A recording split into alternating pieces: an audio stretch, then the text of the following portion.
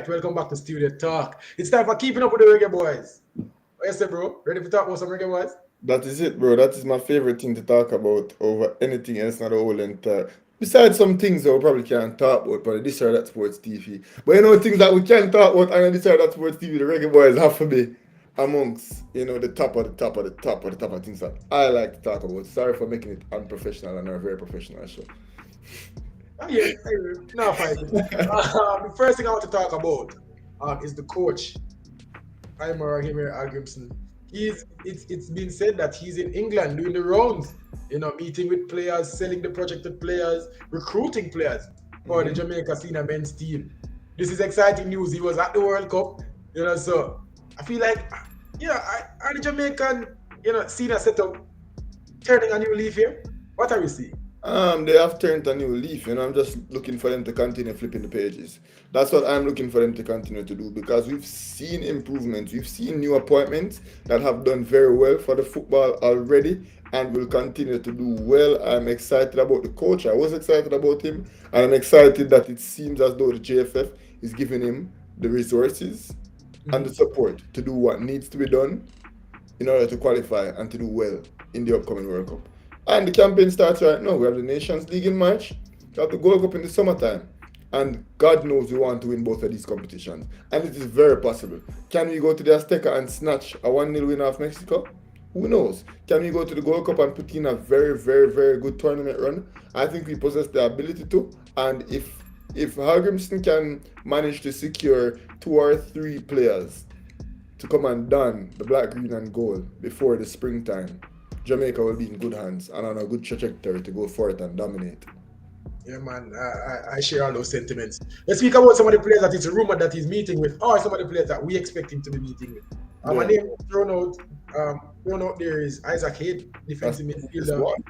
Yeah, playing for Norwich City at the moment. Yeah. Norwich at the moment, right? Yeah, I'm for Norwich. All right. How do you feel about that inclusion? That's the biggest one. First and foremost, I think that's the linchpin of his trip. And I think he'll be making other stops and speaking to other players. But I think Isaac Hayden is the main prize. They already have a meeting confirmed according to Reggae Boys commentary. So that's something that I'm really excited about. I think that's that position and the right back position are the 2 positions that we really have a great deficit in, and I think could really use some consolidation. And Isaac Hayden is not just consolidation. Isaac Hayden would be very competent and a very, very solid player in that position. We've seen him play very, very, very good Premier League football. We've seen him get good mates at an upgraded Newcastle now. Unfortunately, Newcastle is doing so well and importing so many even better players than him that he finds himself in the situation that he finds himself in. But I do believe that he's a top-level Championship team, lower-level Premier League team. It just so happens that Newcastle is a Champions League team at the moment based on how they're playing. So that's why he's kind of been pushed out of that system. But Isaac Hayden, definitely a Premier League baller and definitely a competent player and a versatile player and a big, strong player. Had some issues with Jamaica in the past, not wanting to commit so on and so forth. But I think considering that he's playing for Norwich in the Championship, he can kiss an English call-up. He can even kiss the hope of that ever happening goodbye. Yeah. Because Declan Rice and Jude Bellingham, they were born after us. So I don't see it in Isaac Hayden's future. And Calvin Phillips is also younger than Isaac Hayden as well. And Calvin Phillips cannot get a look in on the field, So I think Isaac Hayden understands that his English days or his time to represent England is no more. And I think because of that, he's probably open to reconsider his stance. And if he comes and is fully committed, then I'd still accept him without norms, considering that we need him in that position. The thing is, he's made his position very clear. He said that he's focused on playing for England a couple years ago, but Jamaica will always be there. I didn't quite like it. It rubbed me the wrong way, but it's the truth.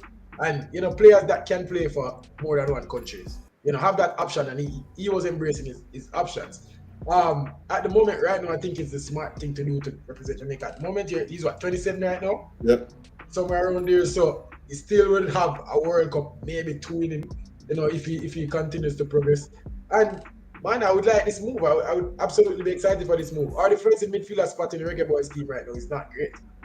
And I feel like that is the position. That's the one position that we need to lock up. There are some other players that Mr. Hallgrimson will be meeting with, but this is the one that we need. I feel like this is the one that could make the most improvement in our squad right now. So excited for this one. Another player that it's rumored that he's meeting with, or I expect him to meet with, is a Max Aarons from the same club. I mean, we'll get him though. We don't necessarily need a centre back right now, but could fit in at right back position. Damari Gray. Some of those players, Amari Hutchinson to secure that one.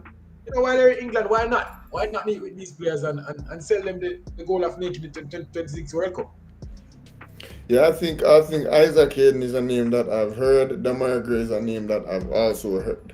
You said the central defensive midfield position is a spot that we need to shore up. I think that and our right back position. We have the likes of Ben Johnson playing for England, who is playing for West Ham, Okay, who is on England's radar, and so is Max Aarons.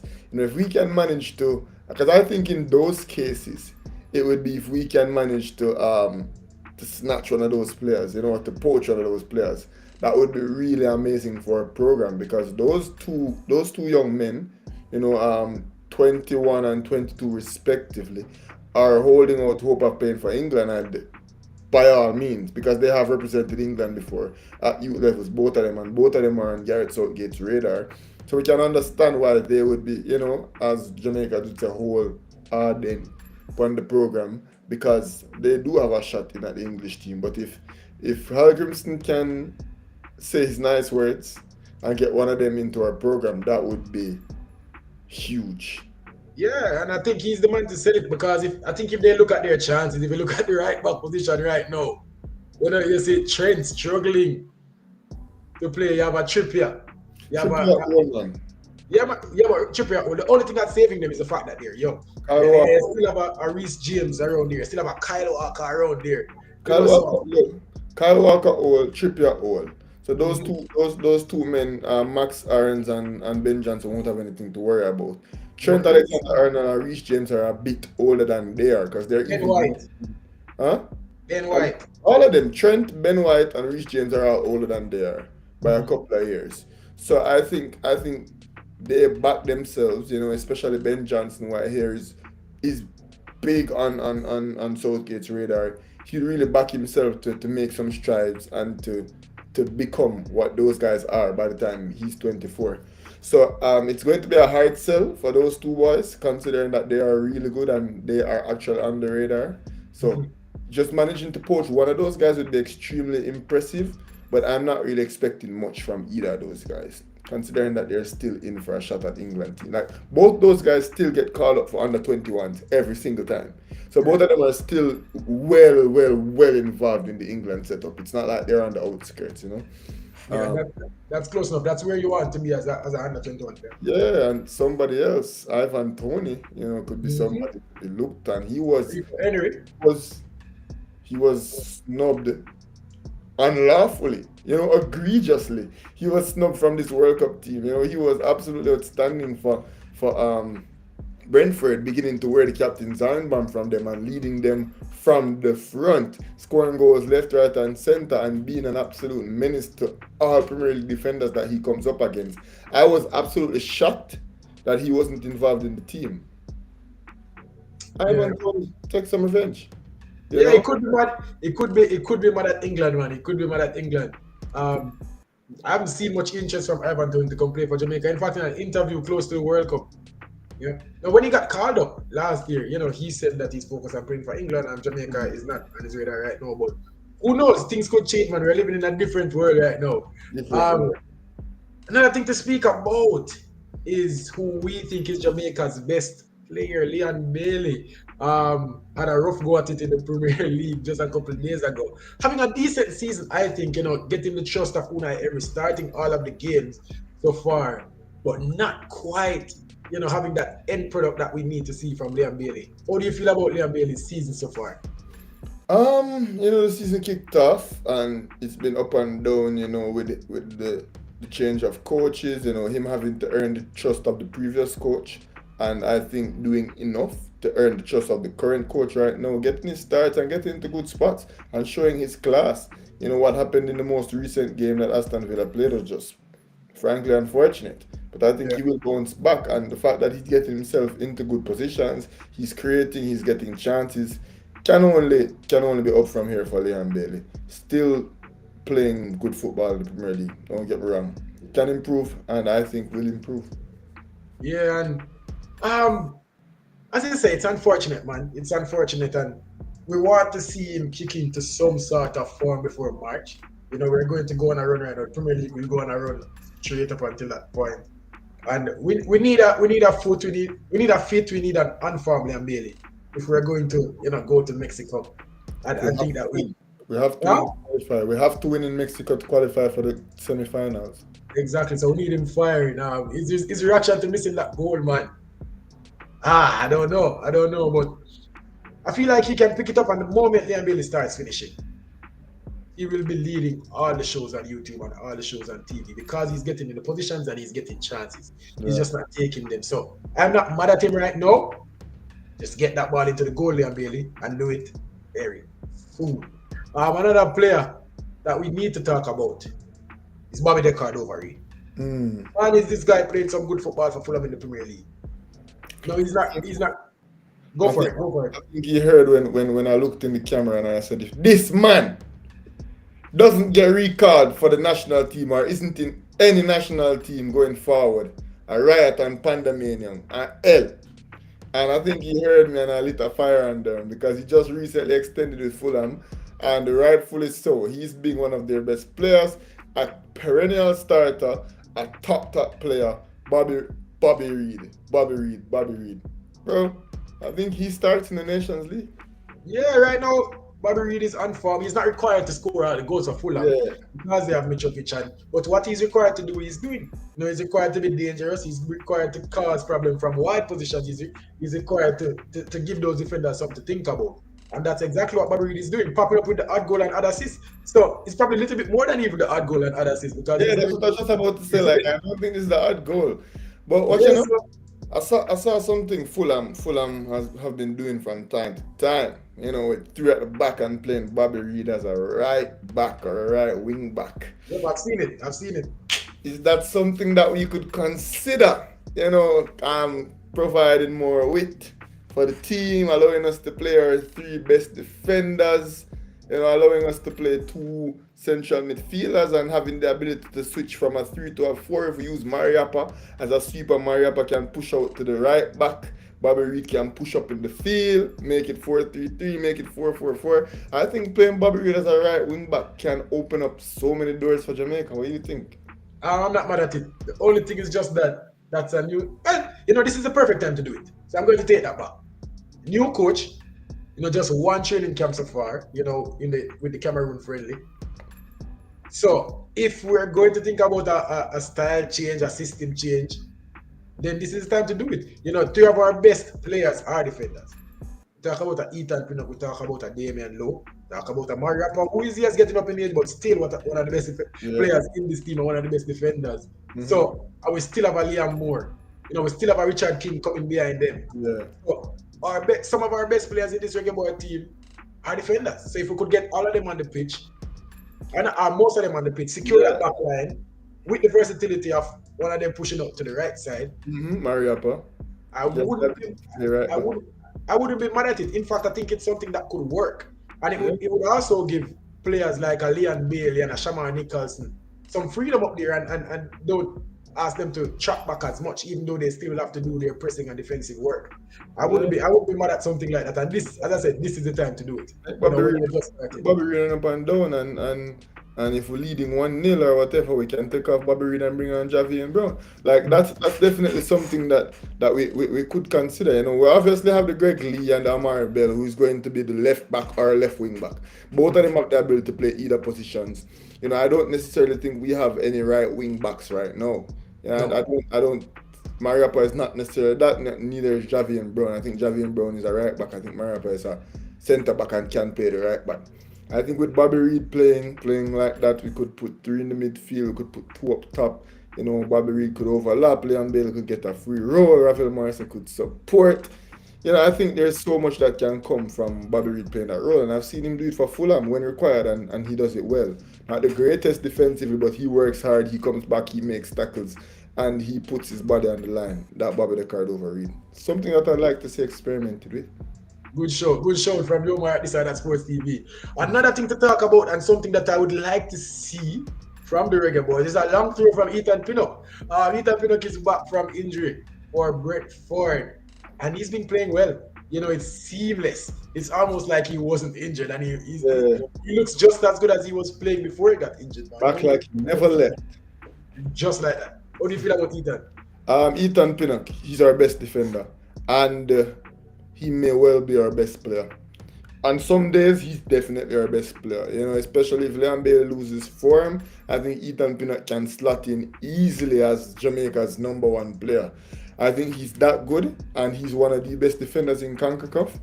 You talk about the likes of Zimmerman, who starts for the United States of America, who plays in the MLS. I think Zimmerman would love to be included in a Brentford team right now, and we have a centre back who's playing at that level, who has in his past received Team of the Weeks, and had he not been injured, I think he'd have been in contention for many this season, especially the way Brentford has played since he's come back. Brentford has looked like a whole different team. They've gotten their left centre back in a back three back, and everything is okay again for Brentford. Just check the stats. Yeah, and man, if we can get all these players on form and playing well for their club and for country, for Jamaica when they come back, I'm looking forward to seeing big things from Jamaica. And this is where everything needs to start going uphill. Ethan Pinnock, excited to see him back for Jamaica. But let's talk about someone who could, and a lot of people will say, now that he got the move, he should be playing for Jamaica. Let's talk about Ximinies and his move to Belgium. Wow, Bruges. How do you feel about that move? Who is saying now that he got the contract he should be called up? Who is saying that? I'm saying people could say that. No, I'm not saying that. Well, based on this other Sports TV's criteria of... He's now eligible. Yeah. And a big move, developmental move. Ximinies, is he a right back or has he now become a left winger? Yeah. If he's a left winger, no chance. No chance to see this national squad. As a right back, let's see how he looks. If that's the position that he plays, I think that's where we're weakest, that and the central defensive midfield. So if he goes and he's playing at the wing back position and he's looking very well, there's definitely a chance that he can find himself back in the national setup, contrary to what many would have believed just a couple of months ago. But 6 months of development is a lot of time, especially for a youngster just becoming 18 years old. Who knows? He already has the physical gifts, don't get me wrong. He's a very good footballer, much better than me and you, and that's for sure. So let's see what he does in Belgium, and let's see which position he plays and how well that can translate back to the national team. Yeah, and the thing about Ximinies is we've seen him play as an attacker in the schoolboy football competition. I expected him to stand out much more than he did. Yeah. But as a right back last season, he was good and he was one of the best players in the Money Cup as a defender. And the Jamaica Premier League as a right back. He bombed forward and he scored goals when he played in the GPL. So I think this is where his position is. Obviously, he got some exposure up there in the attacking third of the pitch. I guess that was to work on his, overlapping and attacking side of his game. But I feel like his best position is at right back. And if he's going to, this is keeping up with the Reggae Boys, and if he's going to have a chance of playing for the Reggae Boys, it is going to have to come at right back. That is one of the most uncertain positions in the team right now. And he got a big move to Belgium. They are currently sitting in the 9th spot or the 10th spot in the Pro League. Go there, it will probably take him some time to get his feet, on the ground and get playing. But once he gets playing, take his time. Impresses and gets into the starting lineup, man.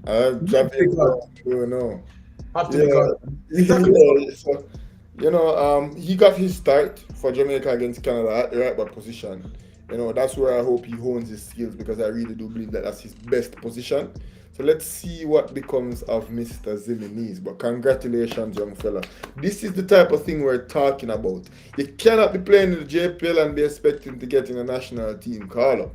It's absurd considering that we have so many professional footballers playing all over this great, fast world. You know what a lot of people, you know what a lot of people said. Ximinies played in the JPL, got his call up. He played for Jamaica. Maybe that call up for Jamaica is what got him onto people's radar. No, I wouldn't say that. I'd say that what Ximinies has is a really good agent and blah blah blah. But a lot of people will say that the exposure, him being able to put a cap, an international cap for a good team in the world on his CV is what got him a move to Belgium. What say you to those people? Because I can see them making that argument. Something that I would agree with. No, but then we talk about other people like Cephas and like other players who would have gotten that call up without even being looked in for Jamaica. And it's so funny when Cephas got his contract and got his call up, he rejected it, which I'm not a fan of, saying that he wants to be settled and so on and so forth.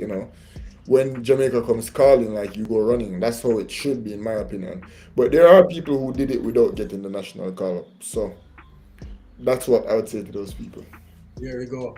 Just keep it up with Reggae Boy. Is there any topic or any player that we didn't touch? I know Lamar Walker's getting some interest from, I think, Preston, I heard.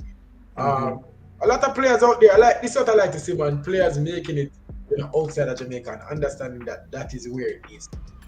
Playing in the Jamaican Premier League is not the level that we want to see our national players playing at. And there are obviously people that serves them well, and playing in Jamaica is, put food on the table for their family or whatever. But as far as the Reggae Boys team go, the JPL is not what I want to see. I see Alex Marshall is back in the JPL at RW. What do you make of a move like that? Is that a backward step coming from the CPL in Canada? Naturally. The quality in the JPL and the CPL may very well be similar. I'm not sure, man. If I was to reply to that, I would be lying. But the money is slightly better in Canada, so not sure why he would make that backward move. But we'll have to try and find more information on that. And lastly, on keeping up with the Reggae Boy, just a little preview. We'll in the next show we'll be speaking about the national under 17 team. So tune in on Tuesday for that, guys. That will be very interesting. But what I've seen from that team is a lot of MLS Academy players. Love to What see. do you make of that?